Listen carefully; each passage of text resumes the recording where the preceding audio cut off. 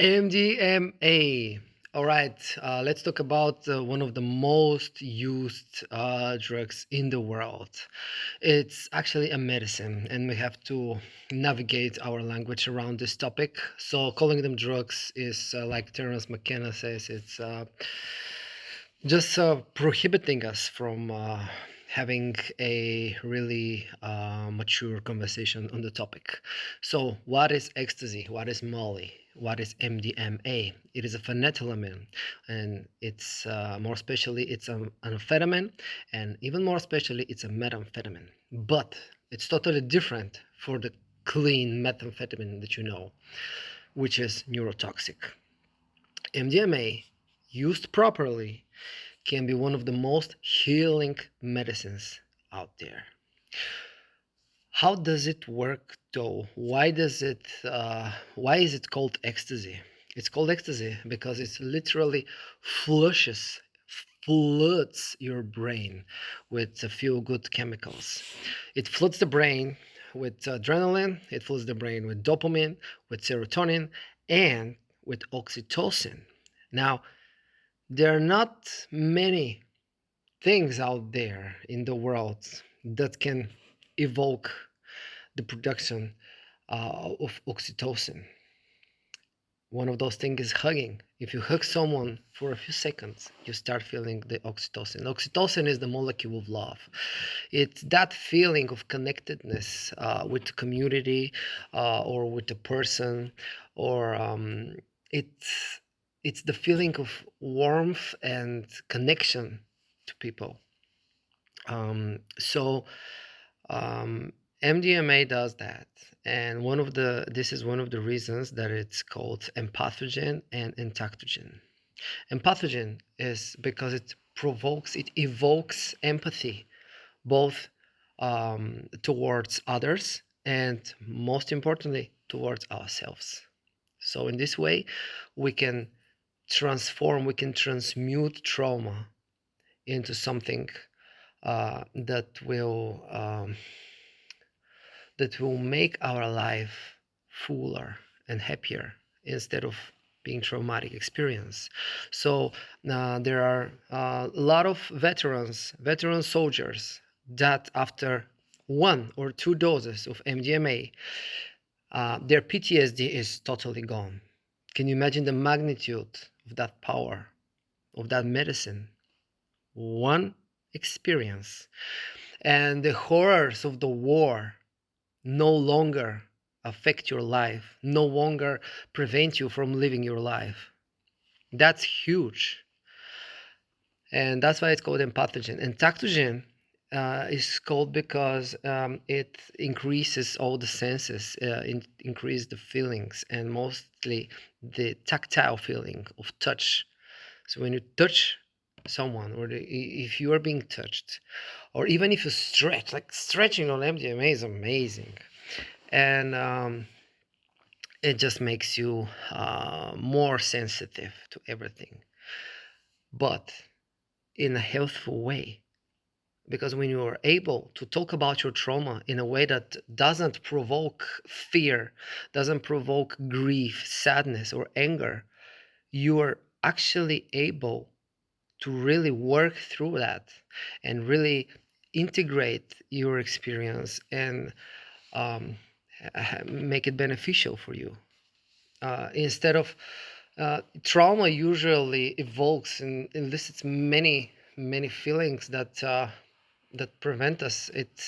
We have a wall for traumatic experiences that is preventing us from being ourselves in general.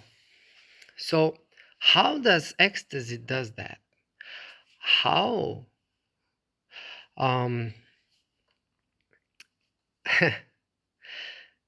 I usually like to call it something like you flush down the toilet and it's actually clogged up.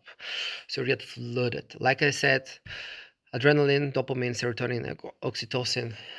But there is one more catch. Drugs like cocaine, for example, how do they work? Cocaine works by being dopamine reuptake inhibitor. What does that mean? So This is inside your brain. These are two neurons, neural cells that communicate each other. Every thought, every emotion that we have is communicated in our brain through messengers that are called neurotransmitters. And dopamine is one of those neurotransmitters. It's responsible for motivation, for pleasure, and for a sense of reward. So, these are two neurons in your brain that are communicating. They have an empty space between them. This is the sending neuron and this is the receiving neuron. So, when the sending neuron sends a dopamine signal, it sends a molecule of dopamine that is like a little package of data, a little messenger that travels in the extracellular space. Um, it's sent from the sender neuron and is accepted. It attaches to the receptors for dopamine on the receiving neuron. And when you take cocaine, the cocaine molecule binds to the dopamine receptors in the receiving neuron and blocks the way for dopamine. So when the keyholes are blocked, the keys cannot work. So this one is sending dopamine, but the dopamine has nowhere to go. And it accumulates in the extracellular space. And when it accumulates, you start to feel good. There's too much dopamine in the brain. It doesn't get reuptake. So that's how cocaine works, by inhibiting the uptake of dopamine. Well, MDMA does that not only for dopamine, but it does it for serotonin as well. And not only that, but MDMA is also a releaser. What does that mean? It means that it provokes the extra neurotransmitters being sent from the sending neurons. So it works in two ways. It increases the amount of neurotransmitters available and sent, and it blocks their reuptake. And there are many neurotransmitters involved, like I said. So what does it mean? It means you are literally flooded with all these chemicals. It's like so much of those feel good hormones, and that's why it's called ecstasy. So when you have that much of intensity from neurotransmitters, you feel the ecstasy. You feel that really it's one of the most euphoric feelings in the world.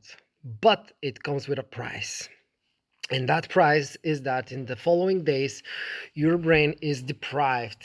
It's exhausted from all of this releasing of transmitters. So it's exhausted and you might feel very low. You need help. And you have to sleep well, you have to eat well, you have to rest well. Cannabis helps a lot. But what else can you do in order to minimize the damage? Most important rule, don't take more than 2 doses at a night. And the first dose can be 150 milligrams. It's research that it's a safe dose. There have been researches before that shows that MDMA might be neurotoxic, but it turns out for this research they've been using methamphetamine, which really is neurotoxic. So 150 minutes, there's really no point going much more than that. There are people in UK that use more than half a gram a night. That's dangerous for your life. Don't do it. But if you take 150, hour and a half later, you can take 75 milligrams. The second dose must be no more than 50% the amount of the first one if you want to be on the safe side and if you want to have a pleasant experience. What else can you do? Well, you can take 5-HTP after your MDMA the next night to replenish those serotonin. You can take tryptophan for the serotonin. You can take L-tyrosine for the dopamine. You should take a lot of magnesium before and after and during the MDMA experience. It would help with cleansing your teeth. And you can take lipoic acid is a very helpful antioxidant. You can take grapefruit that will prevent the MDMA from the majority of the MDMA becoming the MDA, which is the parent molecule, which is more toxic. Also, test your substances, drink plenty of water, and like I said, rest. MDMA is also partially psychedelic, and its founder, it's actually has been rediscovered. Its potential has been discovered by the great and legendary Alexander Shogin. So thank you for that. Stay on the safe side. Use it no more than once every 3 months. Maximum once per month. Otherwise, you're gonna fry yourself.